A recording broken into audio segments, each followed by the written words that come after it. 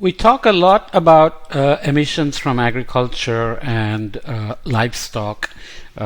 Fish also is an important part of the diet for a large fraction of the world. I love fish, I love sushi. And obviously fisheries also have greenhouse gas impacts. This is a nice paper that just came out that looks at how to choose fish for nutrition and their environmental impact in terms of greenhouse gases. Obviously, not always possible to do that, but in some parts of the world, like San Francisco, you can even get a table of fish that are environmentally friendly or sustainable and so on and so forth. Nonetheless, it's good to look at these things to see how well people are researching these topics to give us guidance, and it's up to us to use it or not, of course. And the system has to change and provide you sustainable fisheries, lower emissions and so on. So individual cannot always track these things as diligently as one should or could. So we are looking at crustaceans, cephalopods, salmonids, whitefish, large pelagics, bivalves, small pelagics, and some of them are farmed. So we are looking at relative nutritional score. There is a nutrition density score. We will look at what they do in a minute, and relative greenhouse gas emissions, and these are relative, so percentages. Nutrient density and greenhouse gas emissions of globally important seafood groups. Relative nutrient density and production related greenhouse gas emissions, that is post-harvest emissions, not included, so processing, transportation, etc. Per edible weight of globally important seafood groups, from fisheries in solid colors and aquaculture in striped at the point of landing or harvest, along with beef, chicken and pork. So chicken, pork and beef. Beef is of course the king of environmental impact, way up there, and relative nutritional score is not as high as some of the fish, for example. Not surprising. Okay. Relative size of seafood group bubbles is proportionate to 2015 global edible weight production volumes. Okay, and GHG and nutrient density values are weighted by species. Both greenhouse gas values and nutrition scores are log weighted and partitioned relative to the weighted average of all included seafood species at 3.7 kilogram CO2 equivalent per kilogram edible weight and nutritional density score of 4.0. For the graph showing species in each species, you can look at their supplemental figure. But relatively speaking, you know that there is a range of nutritions and there is a range of relative emissions, with beef standing out exceptionally high on the relative greenhouse gas emissions, which we always know. Land use and so on are also involved in that separately, but also just per calorie, the amount of resources consumed to produce beef is very high, and cattle can emit methane as well, but then they are culturally integral part of diet for many people across the world. So the ranking of seafoods is done here from highest to lowest tertiles. So the range is divided into three 1/3 for nutrient density and globally weighted nutrition, and from the lowest to the highest tertile for greenhouse gas emissions per kilogram of edible seafood and relative to nutrient density. The details are not that important. I just wanted to give you a sense that this is a very carefully done study that looks at incredible amount of details. Lowest ranking species in each tertile are grouped to minimize space. So there is a nutritional density. So nutritional density score is for 21 nutrients that are common, and there are some with 23 nutrients. So you can just see in terms of greenhouse gas emissions, the worst ones are down here. So it's the highest to the lowest tertile for nutrient density and globally weighted nutrition density, and from the lowest to the highest tertile for greenhouse gas emissions. So they have clubbed them together in this way. So pink salmon up here for nutritional density and edible weight loss, then brings up common carp, which is farmed with the F here. In terms of greenhouse gas emissions, you have Pacific chub mackerel, and greenhouse emissions per NDS 21 per nutrient density. The Japanese pilchard shows up at the top. So, and then tuna is here, salmon is here, you have herring, you have saithe and capelin and tilapia, the Nile tilapia, red swamp crawfish, and so on and so forth. So obviously I'm not going to read all of these things, but as I said, as a individual consumer, are you able to take this table and make your selections?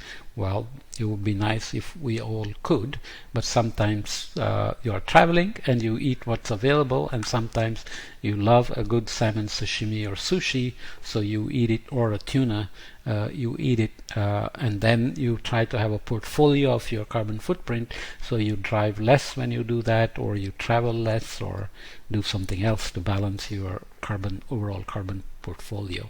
So this is a nice long bar graph showing basically nutrient density and greenhouse gas emissions of globally important seafoods. Again, nutrient density scores are based on the 21 nutrients common to all species in full bars, and where possible 23 nutrients in gray lines. For nutrients, we have to see their methods. Greenhouse gas emissions of individual seafood species are representative of the dominant production method for each, or weighted if multiple major production method is employed globally. Solid bars indicate species from fisheries, and striped bars species from aquaculture as before. Comparison of to land-based animal proteins are based on nutritional content of averaged meat cuts for beef and pork, and fillets for chicken. Greenhouse gas emissions of beef are beyond the scale at 56 kilograms CO2 equivalent per edible product. So you can imagine how large it is, as we already said. Again, without going into detail, you see the nutritional density score increasing here, and a different scale here, going from 5 to 25. So you have this is kilogram CO2 equivalent per kg edible product. So this is emissions, this is nutritional density score. So you can see that there are relative magnitudes of nutrition scores and CO2 per kilogram, CO2 equivalent per kilogram of edible product. So northern shrimp here has some nutrition level but much higher emission level, and these are the farmed ones.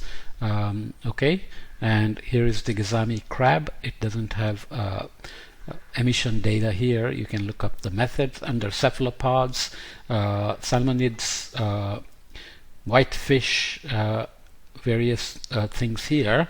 And this is chicken, beef, and pork here, and chicken and pork on this side, as you can see.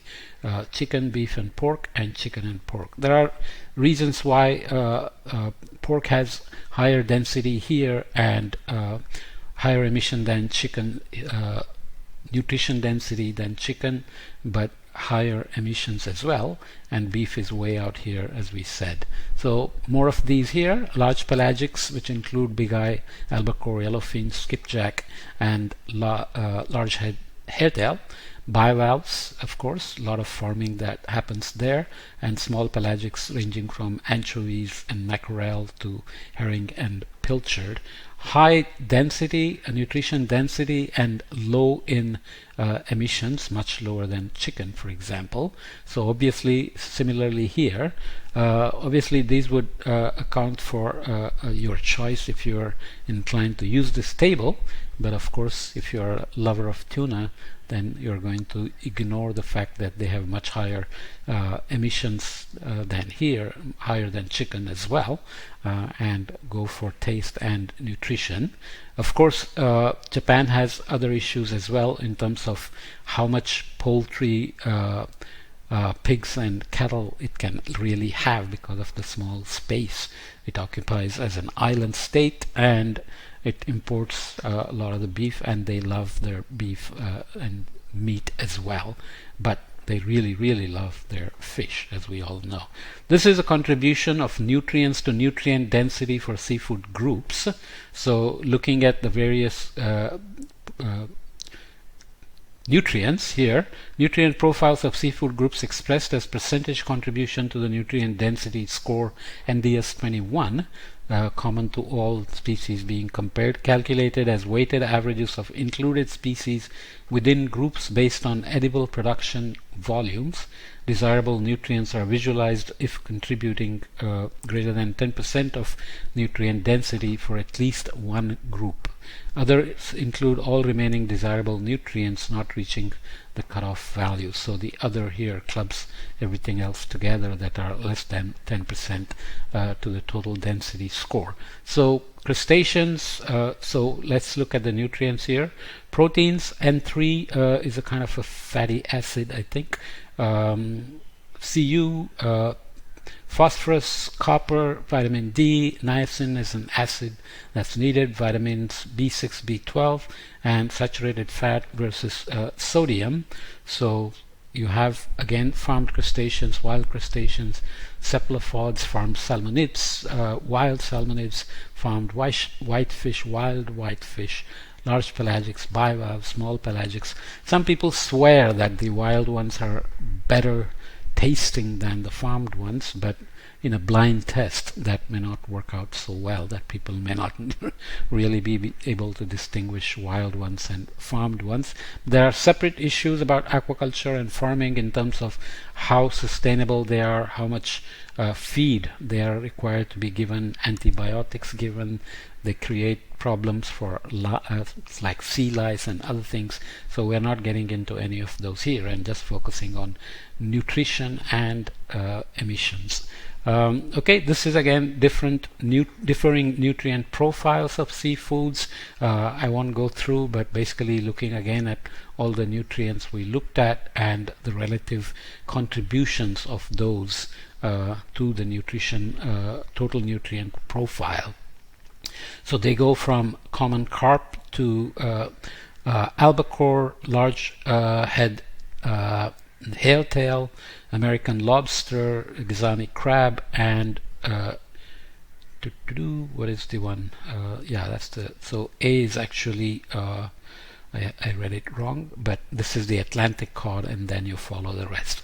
You can read the caption. Okay, I just wanted to show that this is a very detailed study that looked at various things as seen by measuring the nutrition, greenhouse gas emissions.